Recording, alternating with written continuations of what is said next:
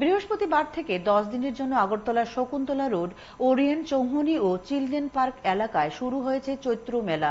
ক্ষুদ্র ব্যবসায়ীরা বিভিন্ন জিনিস নিয়ে মেলায় পসরা সাজিয়ে বসেছেন। এদিন সকাল থেকে ব্যবসায়ীদের মধ্যে শকুন্তলা রোডে দোকান খোলার ব্যস্ততা দেখা গেছে। বছরের বিশেষ কিছুদিন ক্ষুদ্র ব্যবসায়ীরা রোজগারের আশায় বসে থাকেন। এবারে চৈত্র সেল তাদের জন্য কেমন যায় তা সময়ই বলবে। তবে সবাই আশাবাদী এবারে ব্যবসা ভালো হবে।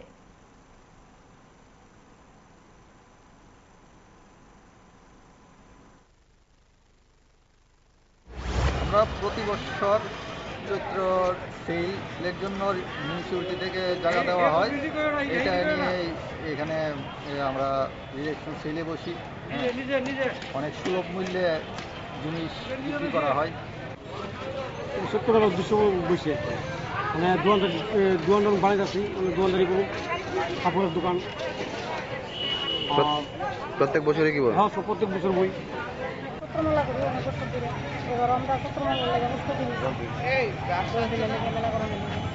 আজকের থেকে শুরু।